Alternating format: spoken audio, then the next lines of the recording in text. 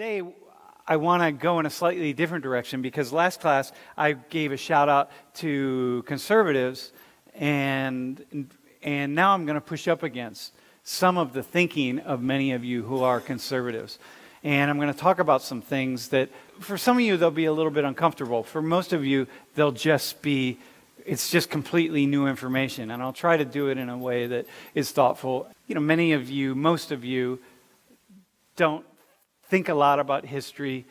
And in part, because most of you, you're young, right? In history, as you start to get older and experience historical factors and forces in different ways, history becomes much more interesting. So let me just say a couple things. We're going to talk about Latin America today, and a couple things are in the news. And if you're paying attention, you've heard Venezuela is in the news.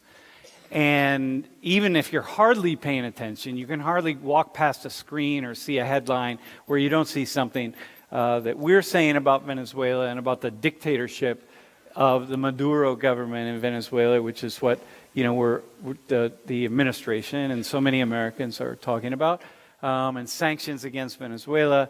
And the president, Nicolas Maduro, is accusing the U.S. of just really preparing to invade.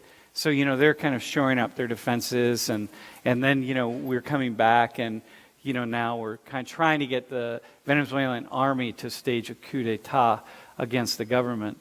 And so this is a big issue. This is actually a pretty serious issue, y'all. And certainly it is in Colombia and where I'll be, because there are 1 million Venezuelans in Colombia right now. And so the other thing that jumps up is the migrant caravans, as we've been calling them, and the number of immigrants coming up from Latin America, mostly Central America, who are on the borders, coming up through Central America, all through Mexico, and now trying to get into the United States and to gain asylum to get in the U.S. And so this is a big issue.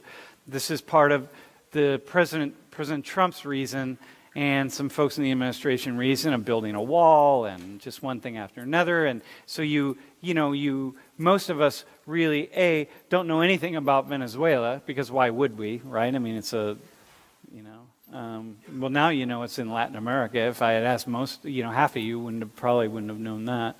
And that's not a diss really to you. It's just that's not what we pay attention to. And most of us really don't understand this. And so I want to talk a bit about some of the factors and forces that lead to that. And it's mostly going to be me talking today. But, so here, just to see this as a map. So here, this is Venezuela here, just so you're aware. And most of the people coming up, started in Honduras and in Guatemala. So this is Honduras, that's Guatemala, and went all the way up through Mexico. I mean, it's pretty serious. Walking, trains, hiring trucks, buses, a lot of walking. And some folks coming from other areas, but mostly most of the people are from those two countries, just so you have a sense of what that means. But for the moment, I just want to talk about, I've already talked about this, but I want to just do this more directly, because I want you to understand when we talk about Hispanics and Latinos and so on, like who we're talking about. So I just need a few, maybe like 6 people who identifies as Hispanic or Latino who could come up. Okay, so were you from Venezuela? Well, my entire family lives there, but not my immediate family. We were one of those people that immigrated right when the coup, actually a little bit after the first coup began. So I guess we're in the lucky batch. Okay. But the rest, all my grandparents, all my aunts, they still live in Venezuela. Wow, that's intense. All right. And because they're going through something that's really is unprecedented for many, many years. Okay, and what's your name again? Sophie. I'm Dominican and I'm Puerto Rican. My family is from a town called Ay Bonito from Puerto Rico, and then my Dominican side is from Cotuí. Where from? Where at? Cotuí. Oh, yeah? Mm-hmm. Okay, cool. And what's your name?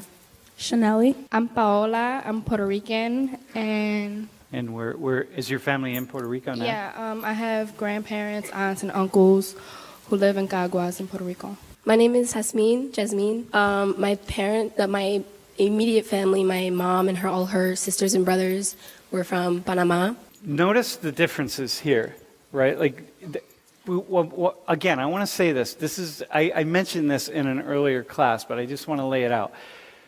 Hispanic is not a racial category, or it is not even really, we don't refer to, it's an ancestry category of sorts, but ancestry is race, it's sociology, it's culture, it's many things all put together.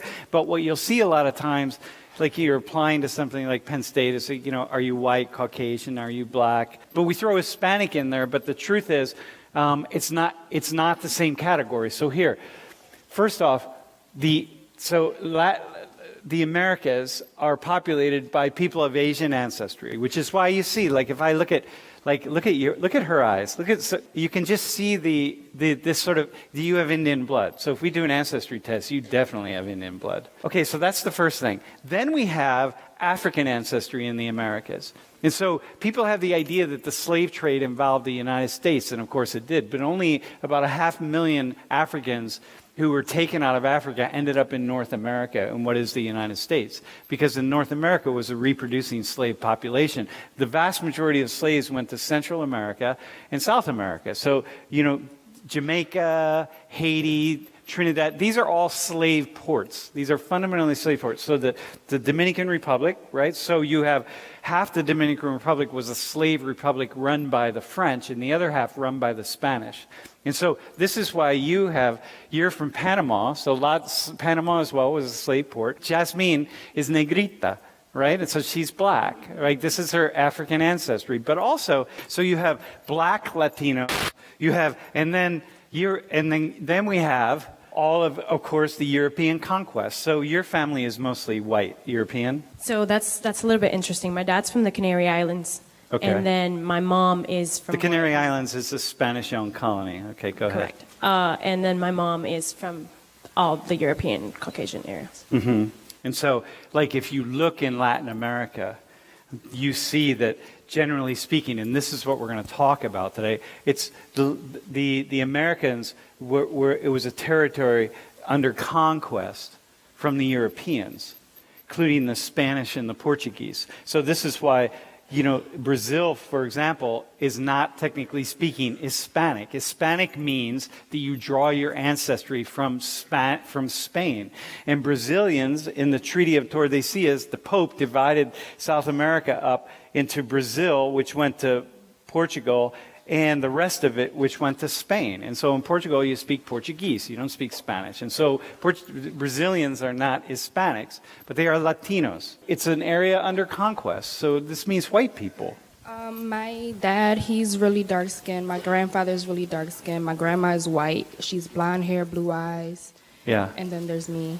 Yeah, and then there's you. Yeah. And you're in between, right? You have so you see, like, how if we try to identify a race group, and you think about Latinos or you think about Hispanics, you can't think about a particular physiological characteristics.